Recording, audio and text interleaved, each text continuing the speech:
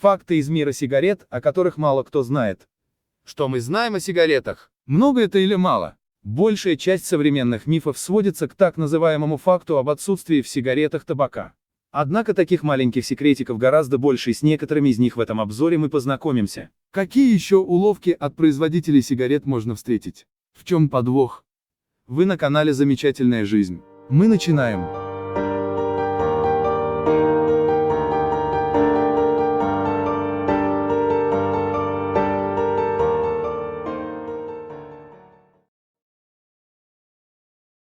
Скорее всего, каждый курильщик много раз замечал, как мало нужно времени, чтобы выкурить современную сигарету формата King Size. Средняя продолжительность этой процедуры 3 минуты или даже меньше. Но, возможно, многих удивит тот факт, что в 70-х среднее время выкуривания одной сигареты составляло не 3, а 10 минут.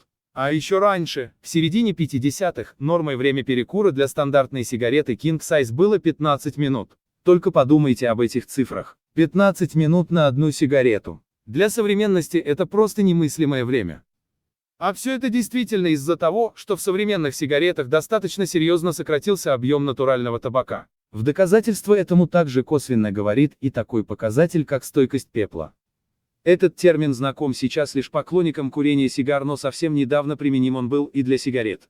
В тех же 70-х можно было полностью выкурить сигарету, ни разу не стряхнув пепел, столбик которого прочно удерживался в процессе курения. В наше время этот фокус из-за очень рыхлого пепла просто физически невозможен.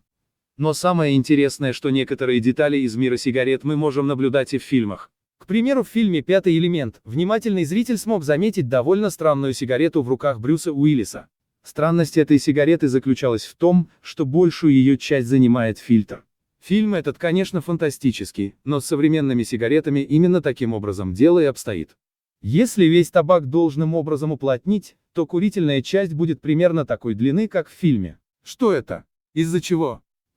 Конечно, стоит отметить и тот момент, что Всемирная организация здравоохранения оказывает существенное давление на всех производителей, заставляя снижать в сигаретах максимальные показатели никотина и смолы. Единственным выходом для производителей на фоне требований упомянутой организации стало снижение объема табака в сигарете и, как следствие, уменьшение ее физической длины. Из этого мы можем сделать достаточно простой вывод, что табак в сигаретах в наше время содержится без уплотнения, и его гораздо меньше, чем в сигаретах прошедших десятилетий.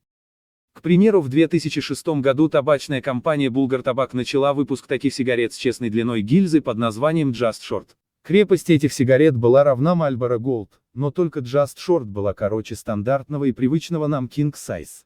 Однако новый бренд не прижился и уже через 3 года был снят с производства. Статистика продаж выяснила очень забавный факт: курильщики не так охотно покупают сигареты короче формата King Size. Видимо, это связано с визуальной составляющей. Мало кому хочется держать в руках что-то напоминающее обыкновенный бычок. Длина сигареты – это дело настолько привычное, что именно она играет главенствующую роль при выборе потребителя. К слову сказать, благодаря этой статистике и появились такие форматы, как Queen Size, а также еще более мелкий King Size Super Slims. В каждой стране новые форматы продвигались абсолютно по-разному. Вот в России, например, компакты почему-то были объявлены любимым форматом у россиян. Правда, их массовое появление в продаже пришлось на кризис 2008 года, и они просто были дешевле, чем их аналоги в стандартном формате. В СССР все сигареты соответствовали установленным нормам, ГОСТу, в котором и устанавливались абсолютно все показатели от точного размера табачных лент до показателей крепости и вкуса. Сначала сигареты обозначались номерными сортами, а после ГОСТ-81 – уже классами. Для многих будет неожиданно, но в американской табачной промышленности и по сей день используется классность сигарет. Многие, вероятно, замечали на забугорных сигаретах сообщение, что это класс, а справедливо полагая, что это высшее качество. Но это заблуждение, и на самом деле все не так. Американская классность – это не что иное, как декларация количества табака, израсходованного на одну сигарету. И класс вовсе не подразумевает его высокого содержания и высокого качества. На деле же самыми качественными и дорогими были сигареты типа класс Б, но сейчас такие уже не производятся благодаря в кавычках факторам, которые мы упомянули ранее. В табачной промышленности мира, а если быть более точным, в маркетинговой его части, есть такое понятие, как кросс-бренды. Это бренды сигарет, имена которых пересекаются с другими продуктами, к слову, далеко не всегда табачными.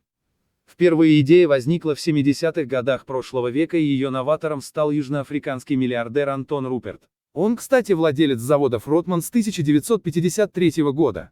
Руперт скупал известные бренды и скрещивал их названия с названиями сигаретных марок. Так, самым известным кросс-брендом после приобретения Рупертом Альфред Данхиллов Лондон стали сигареты Данхилл.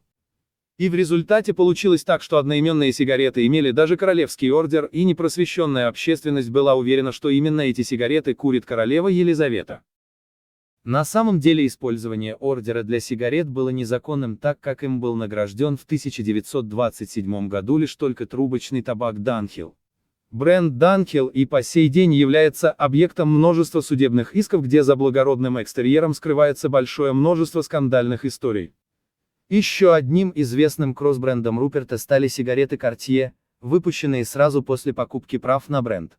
В наше время практика производства кросс-брендов уже ушла в прошлое, и за новыми попытками зорко следят серберы Всемирной организации здравоохранения. Но попытки все же остаются, поскольку этот гениальный маркетинговый ход приносит достаточно большие дивиденды, а для бизнеса это как раз то, что нужно.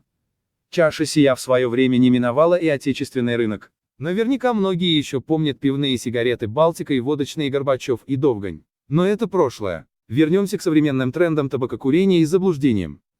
Сообщения малоизвестных брендов на современных пачках о том, что сигареты произведены под контролем или по соглашению с владельцем товарного знака, не более чем маркетинговая уловка, призванная к повышению доверия покупателей. Чаще всего ее применяют производители из Объединенных Арабских Эмиратов и России. Если внимательно на пачке рассмотреть юридический адрес, то можно заметить упоминание некоего леттербокса, расположенного за пределами страны-производителя. Чаще всего указывается США или Англия. На самом деле letterbox – это буквально почтовый ящик. То есть, грубо говоря, letterbox – это просто юридический адрес, и там нет ни работников, ни вообще ничего. Хотя нет. У юридического адреса есть банковский счет, на который легко выводятся любые деньги, как лицензионный сбор за права на товарный знак. А еще покупка letterbox может помочь в создании истории бренда. К примеру, когда выпускают какой-нибудь совершенно новый бренд и покупают для этого маркетингового хода уже давно существующий адрес. Примерно так, совершенно легально, на навехонькой пачке никому неизвестного бренда и появляется надпись типа «Лондон, Since 1905». И все это не схемы мошенничества, а легальные, юридически обоснованные способы завоевать доверие потребителей. А потребители со своей стороны верят и доказывают всем остальным, что это проверенная десятилетиями марка. А на самом деле, как вы поняли, нет. И еще один интересный способ быстро поднять планку. Это использование уже известного имени бренда. Правда, этот способ из-за юридических сложностей используют редко. Сейчас поясним. Так, по международному праву товарный знак, имя которого не использовалось 20 лет, может приобрести любой и что угодно под ним выпускать. Из-за такого нюанса некоторые правообладатели, которые желают сохранить бренд за собой, вынуждены хотя бы раз в 20 лет выпускать продукцию под именем, зарегистрированным как товарный знак. В отношении сигаретных брендов такой перевыпуск обычно ограничивается небольшой партией и в очень скромном дизайне. Это чисто номинальное производство, но об этом факте не знают даже многие коллекционеры со стажем. Такие выпуски, собственно, интереса представляют только для коллекционеров, но даже они не всегда представляют, насколько это ценные пачки. Ведь ценность экземпляров не столько в красивом экстерьере самой пачки, сколько в ограниченности тиража. Вот такой получился сегодня обзор. Надеюсь, он был интересен для вас. Традиционно жду ваших мнений, отзывов и предложений в комментариях. Подписывайтесь на канал, оставляйте комментарии, но главное помните, курение вредит вашему здоровью.